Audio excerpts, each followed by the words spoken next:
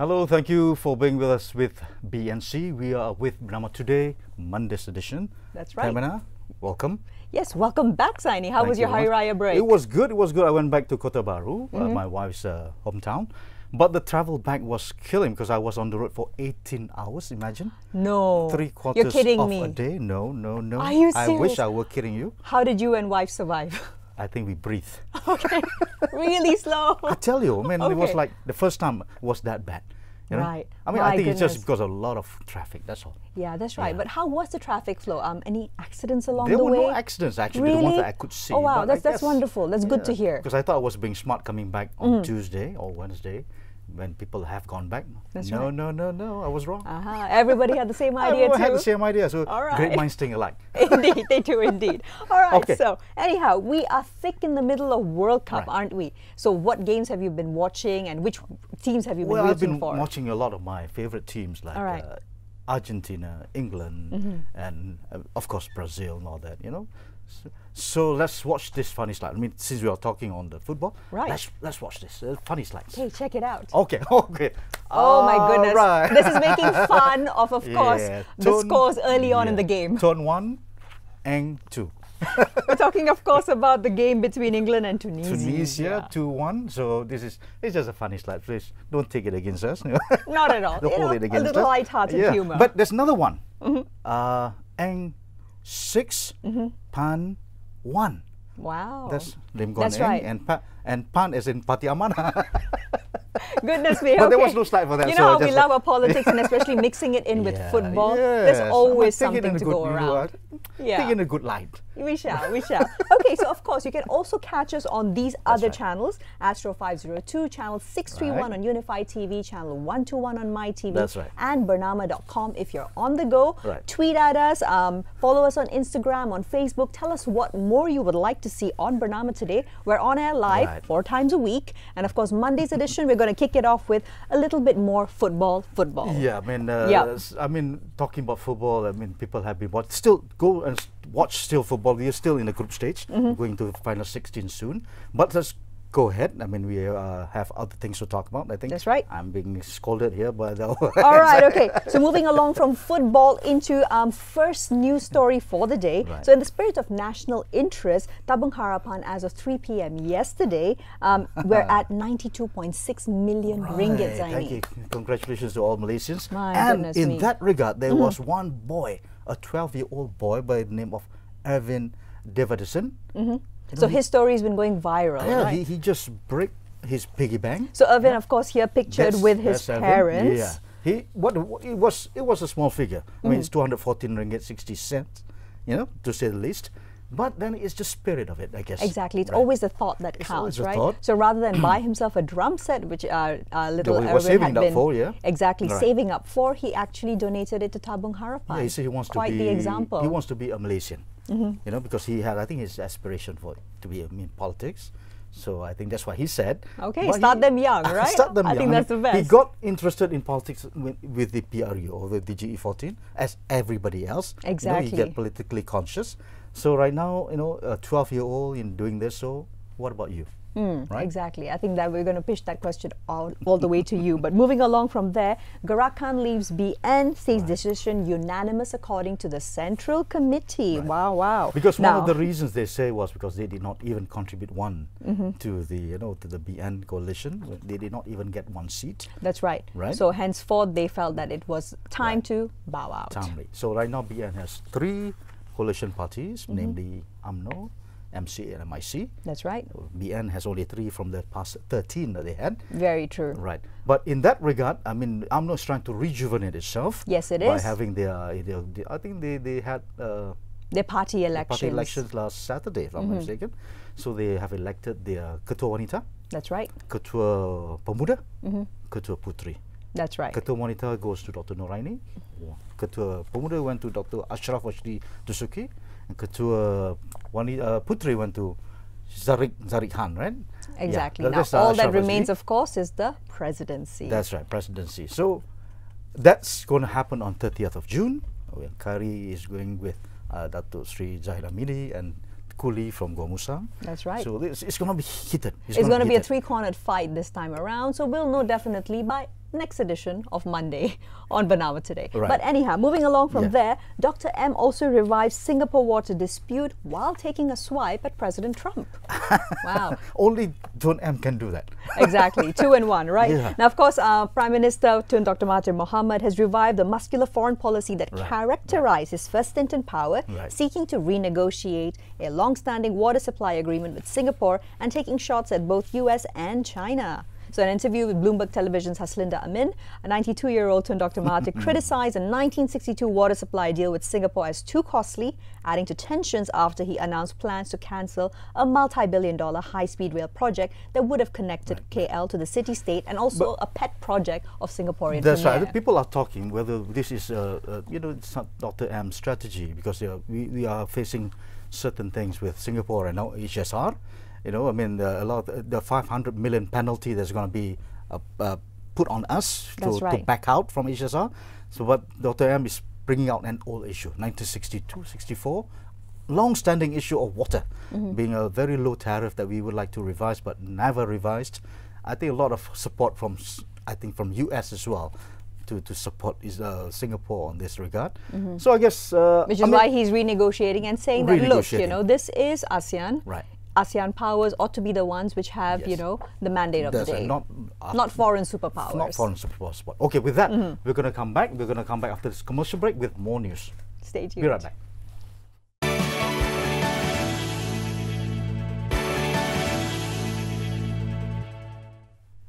Hello and welcome back to BERNAMA Today with me, Tamina and Zaini on Monday's edition. So now we launch straight into a couple of international news stories of interest, because we like to bring you a full roundup, Malaysia and otherwise. Yes, in and out. That's right. So big news up first is Turkey, Erdogan fireworks. Wow. Now, why are we having fireworks in Turkey? Well, basically because President Recep Tayyip Erdogan won Turkey's landmark election on Sunday, the country's electoral commission said. That's right. Erdogan from AK party, he won.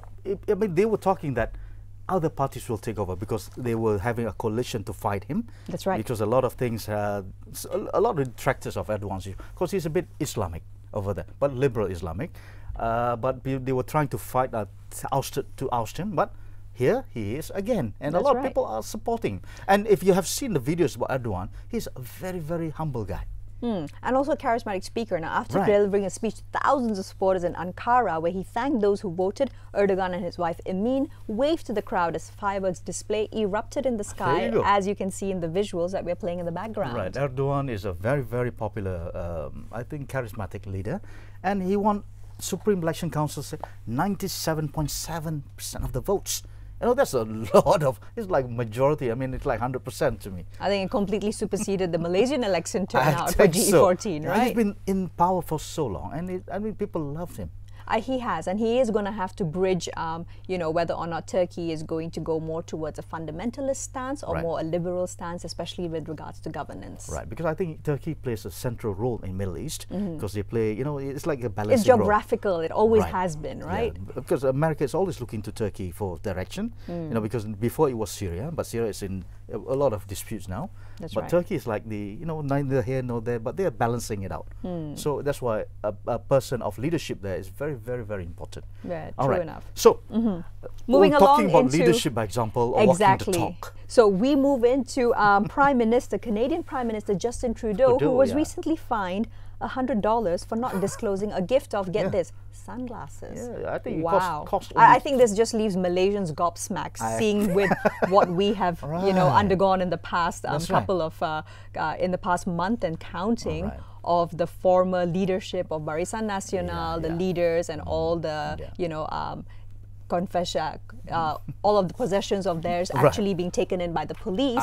This brings up a very interesting question. Yes, even for it was mentioned it only cost him $300. Right. But the one that he has to disclose is if it exceeds $200. So he went $100 above. Right, the limit. For that, he was fined $100. Perhaps Malaysia's it's time indeed for Malaysia to adopt a similar policy to ensure that there's a lot of transparency whereby it comes to gifts being given in and out. But Tun did verbalize that our politicians right now can only accept food, also flowers.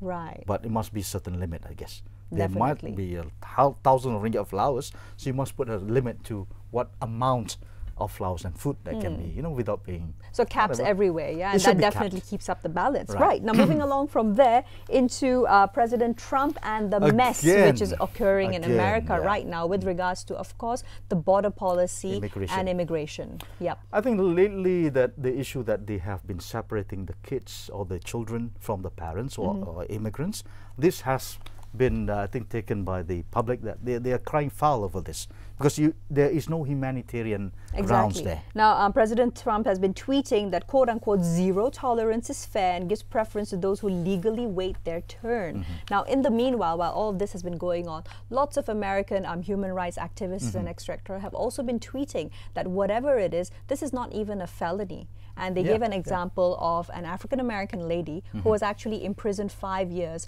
for voting out of turn. Seriously. And looking at basically the abuses of human rights within the system. So it all goes against, and I think it all boils down to President Trump doing what he wants to, but there's definitely a very strong civil society voice. Especially coming from a country that says that we are the human rights epitome or the climax of human rights, is it? I mean, it goes against the grain. It really does. Yeah, I mean, while the country might not be performing at top notch as far as, you know, international and foreign policy goes, definitely you've got thousands of Americans, residents in particular, going down to Texas, to the border, to provide food, to provide medical relief, because the Red Cross has also been disallowed from providing this in the immediate time. I think the people over there should see, you know, they're also standing up for what they believe in. They are standing up. That's right. Yeah, okay. With that, we have to go for another commercial break. That's right. We'll be right back right after this with our tech analyst, Carol Corbett. More on the World Cup. Stay tuned. That's right.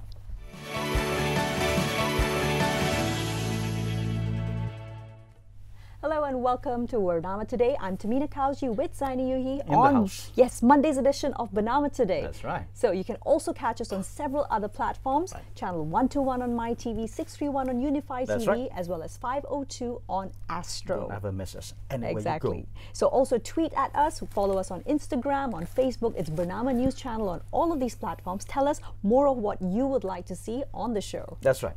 So with that, we have lots of things that happened last week. I mean, with the World Cup going on and all that, people are tuned into the World Cup, into the, you know, the people are literally glued to their screens. Glued but to also, the screen. Everybody was traveling back to KL in staggered, you know, amounts. Don't remind me, because it took me 18 hours to come back from Kota Baru to KL. 18 hours. 18 long hours, three-quarters of a day. That's unbelievable. Where did you find the patience, Zaini, to stay calm and collected while driving? I guess the inner me. The inner zen.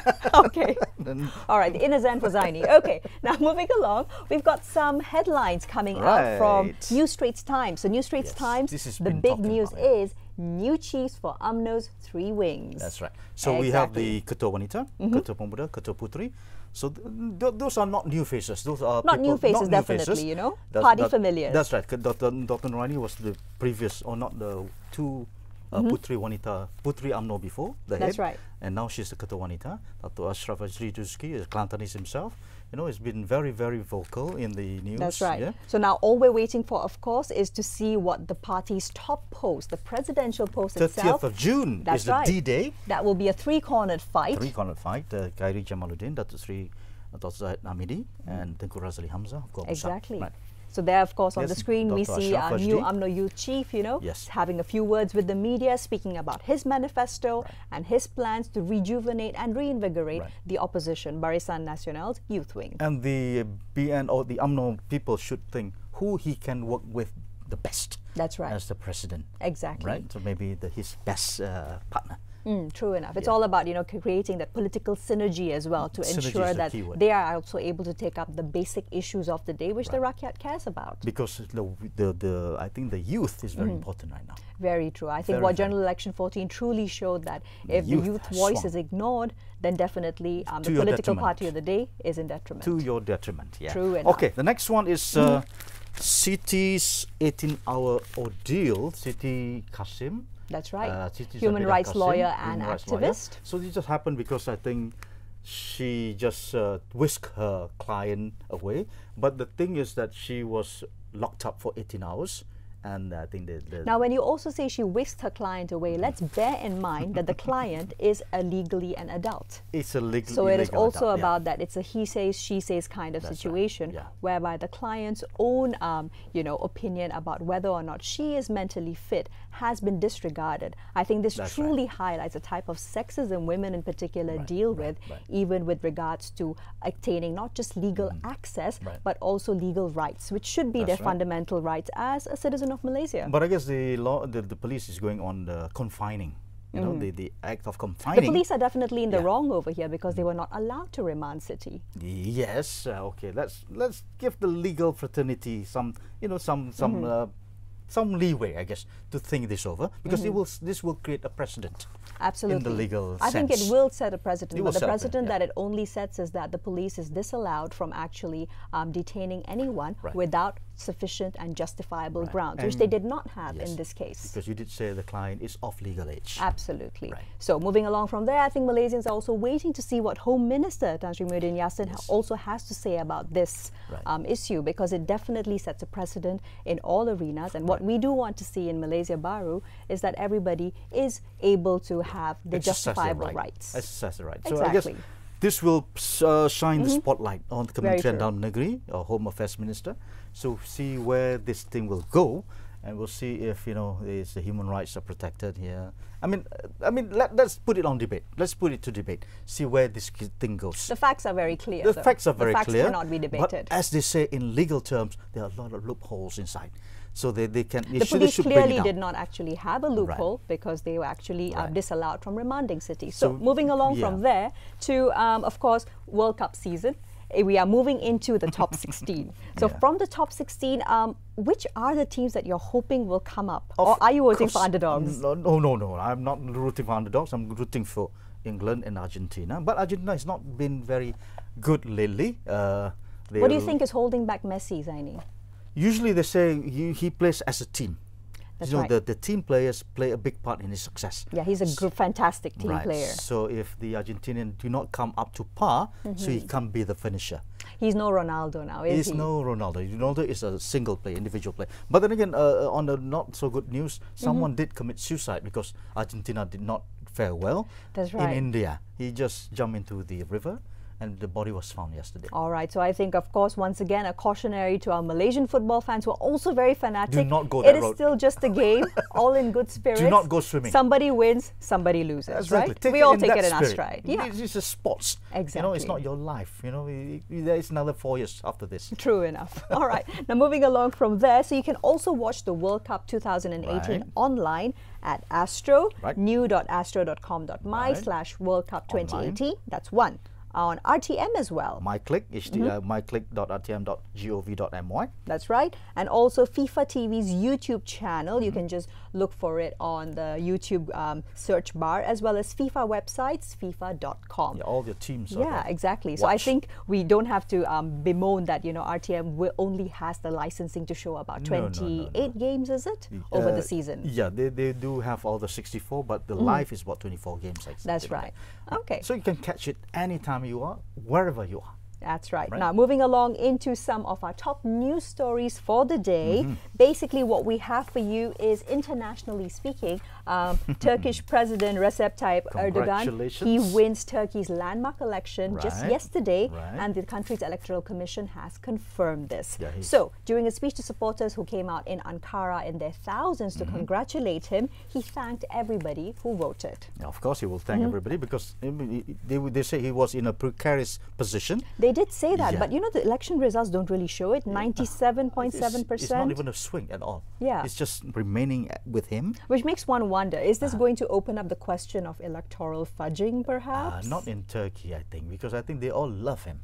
It's just the detractors are saying that, he's not doing well. Exactly. The detractors cannot be so few in that. So we definitely are going to look at this as a developing story rather than just what world media has been given access to insofar, which appears to be a celebratory mood, because let's bear in mind that Erdogan has definitely been towing the line between trying to push Turkey towards a more fundamentalist political representation. Yes, and not forgetting the Islamic background of Turkey. That's what he's doing. I think that's why people are rallying around him, the Islamic fundamental kind of thing.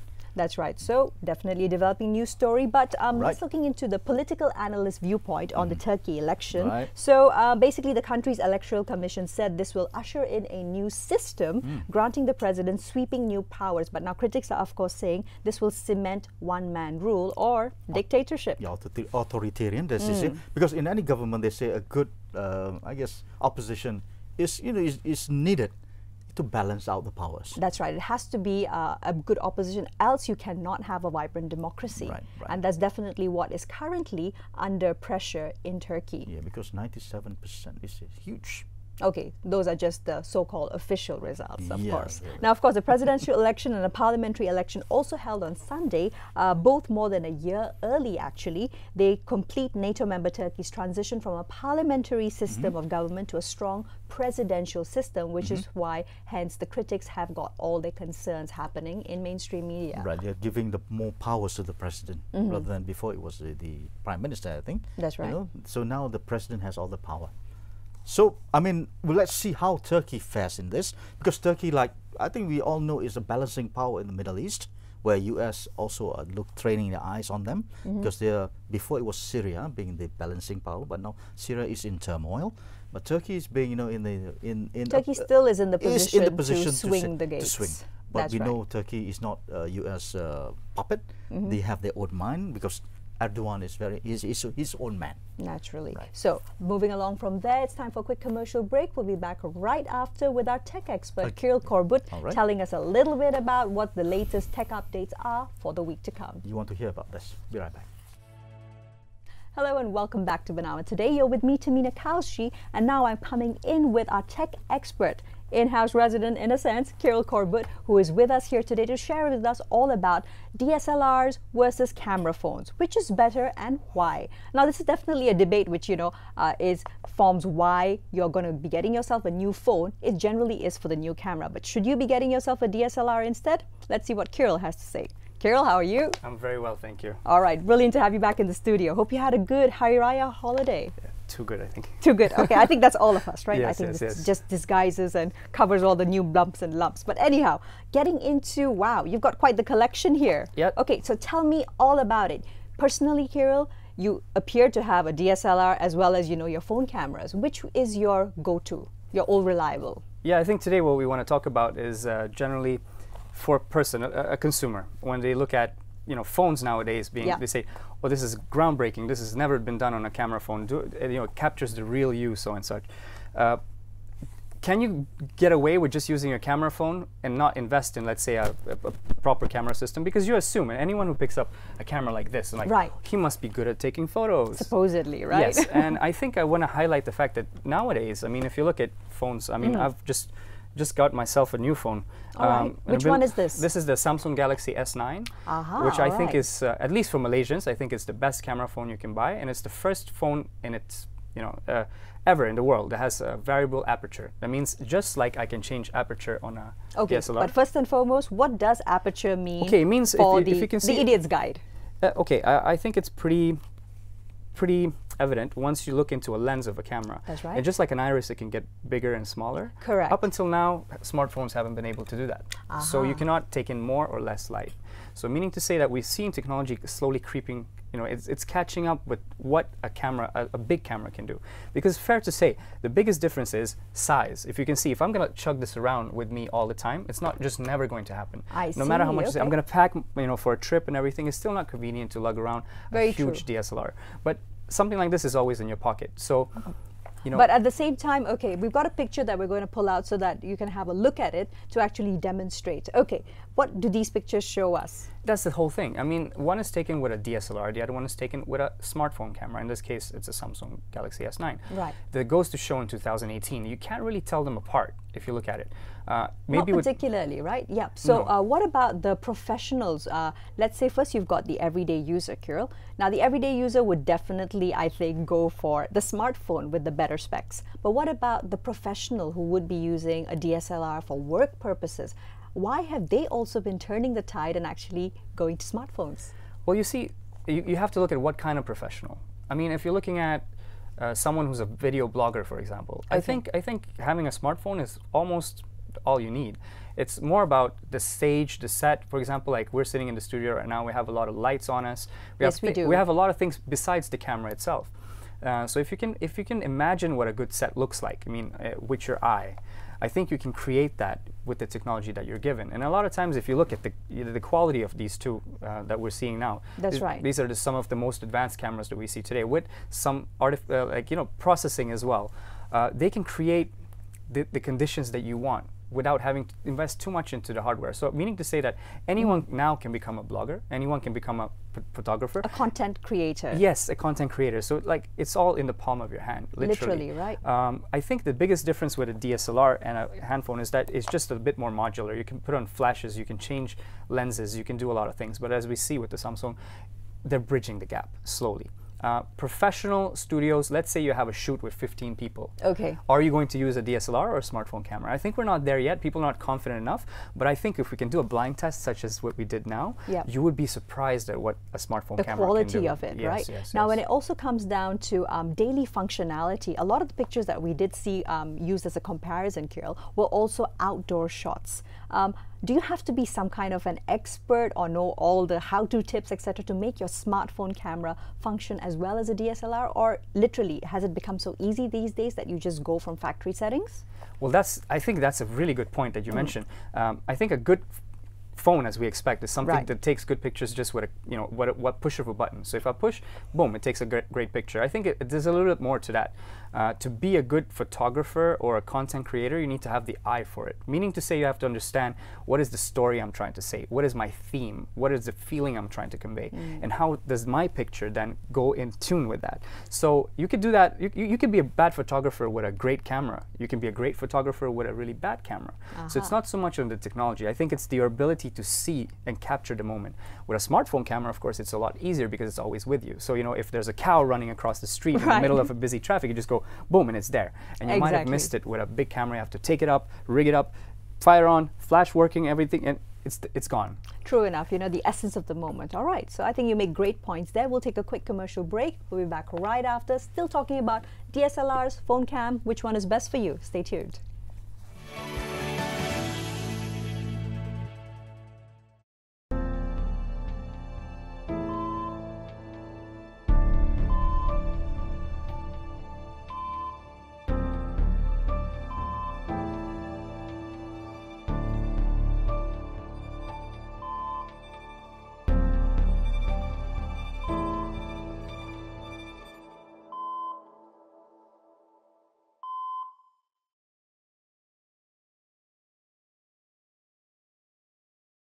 Accurate, legitimate, and packed with information. First on site with reports from across the country and around the world. Be in the know through BERNAMA News Bulletins. Only on BERNAMA News Channel.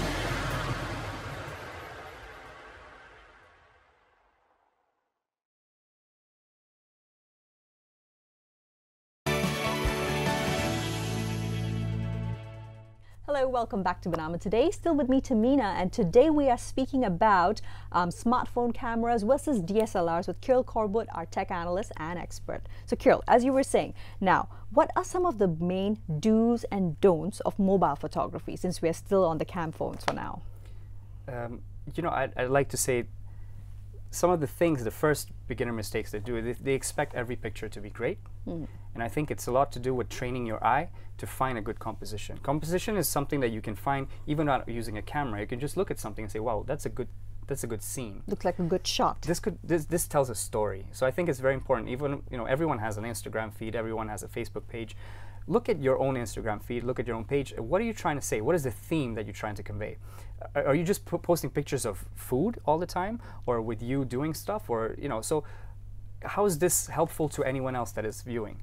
Right. Because we can't be egocentric all the time and say, like, look what I'm doing, but who's really interested? And for it to be interesting, there must be a theme. There must be some kind of inspiration for them. Wow, I like that. I would like to do the same. So if we can be very clear in terms of our objective when we shoot in mobile photography or DSLRs, we start to have a repeating pattern, and that trains the eye. And I think one of the key things that we want to talk about is a DSLR is great for you to capture. I mean, you're investing, you're getting time. You're going out and actually shooting, which means you're training your eye to see certain things, and you can use that same kind of think or the philosophy and then bring it into mobile photography and still get same results. So I think it's a lot to do with what do you want to get out of these gadgets, because it's sort of saying that just because I buy a great phone doesn't mean my photos are going to become great. So that's number one mistake. Second mistake is learn your camera phone. Meaning to say different phones have different settings out of the factory. So some will be great, others would need some tinkering with. There's always a pro mode nowadays, which means that you can go in and override most of the camera's artificial intelligence features. And actually put in whatever your preferences are. Correct. Okay. And understanding what your phone can do and cannot do gives you room for exploration within those boundaries. Because if you expect certain things, like you said, dark, in a dark space, can I take a great photo? Exactly. Well, if you have a budget camera like this, which is good, I mean, I'm not saying in good light conditions. And which cam phone is this one? This is the new budget king, I would say. This is an Asus Zenfone Pro M1, which only costs about 600 ringgit. And I mean, you get dual lens camera systems. That's very affordable. It's crazy affordable. And I think, anyone who's looking to upgrade, nowadays you get a lot of camera for the money. That's right. But there's limitations. Meaning so to you were mentioning the dual camera. How does the dual camera system actually work? For those who are still not in the know. Yeah, in certain times it's a gimmick. Certain times it's actually a feature. Like in my other phone, there's only one camera. Right. But it's so good that I don't need a second camera. So for example, like bokeh effect, what we're generally simulating is a low f-stop, which means I can get the foreground blurry and and my face is very clear. You can get that with a good lens. So you don't need a second lens. That's why you've never seen a DSLR with two lenses, have you? No, no. I So have not. So in a way, it's kind of a gimmick, but meaning to say that even for a little bit of money, you can get a great camera nowadays. But I would still advise and play around with the pro mode. Spend some time actively looking at, why is this picture good? Why is this picture bad? Right. And then what draws me to this and picture? What made you take a good picture? And try to repeat that often until it becomes kind of second nature to you. When you pick up a phone, and just click and wow, great photo. So that's how you get more likes or more followers and whatnot. But it also helps you to tell your story. So you say, what am I trying to say on social media? Because a lot of times it's just random stuff. That's right. And if you look back at the years of content you've generated, it's just a trail.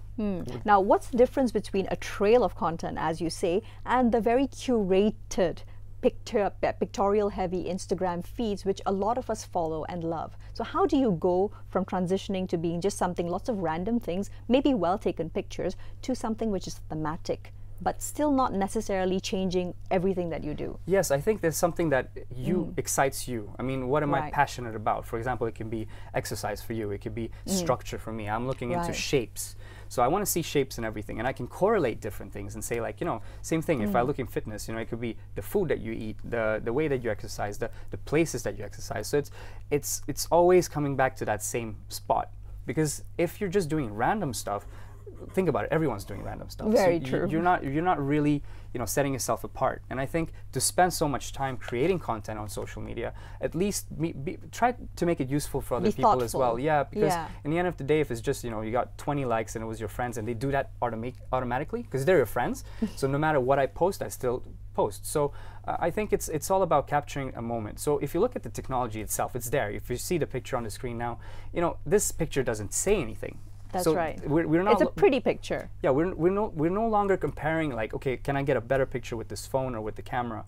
I think it's the effort we put into creating the content in the first place. Like, what am I trying to say? Right. If it takes me zero appliances or gadgets or whatever to set up a really good shot with my mobile phone, then go for it. But if you have the ability to set the stage and get light equipment and everything, then maybe that's the way to go. But but at the rate that we're going, Carol, how long do you think it'll be before DSLRs, for example, become fairly obsolete, or is that already happening in your perspective? Well, I'm gonna try to use this professionally. I've actually had a chance. I was working on a project where I actually needed a camera and I needed a gimbal because I needed to get in a really tight space and shoot something, and I couldn't do it with a big camera. So I had to use it, whether I like it or not. So I need something small, like kind of you can go for GoPro or you can go for a camera phone. It's already there in certain instances. You can use it. However, they're releasing new technology, which is just around the corner, literally just around the corner, where there's going to be a modular system that, Motorola already has it, but Red, the makers of the professional cameras, the 8K cameras, coming out with a phone that's modular, where you can actually clip on a sort of bracket where you can put your Canon, Nikon, or the DSLR lens onto your hand phone. Oh, wow. So you're marrying the two. I think that's really, I mean, the red cams, they're being very progressive by doing that, taking that and it's step. not going to cost much either. So I think it's time we stop thinking like, how good of a camera do I need to have? I think like cameras like this, I mean, even so learn how to use whatever it's camera more about you have. training your eye, because in the end of the day, this is something that is purely logical. I mean, it's sequential. It's a machine. But the creativity must come from your right brain. And the machines don't have a right brain. They only have a left brain. They can compute. Fair enough. Yep. So it's good that you take classes, you train your eye, watch YouTube videos, look at pictures of others that you like and see what it is about them that you actually like, because everyone has their own preference, right? So absolutely. By being able to see that is already the first step. The beauty is in the eye of the beholder, right? So if you can train yourself to see the beauty in everything, then I think you'll live a much happier life as well, instead of saying, oh my God, that's a great Instagram photo, I wish I could do that. And we've seen cases where people actually Instagram celebrities taking stock photography, it was just last week. Exactly, I think we've seen more and more of that. Yeah, because people are expecting this, you know, I have pressure on me to create good things, but if it comes from the heart, you don't need to. Like anything you do becomes, you know, of value to the people that you're showing it to. Exactly. So that whole perfection mentality. So at the end of the day, let's boil it down to one big point. Why would you still purchase a DSLR, Carol?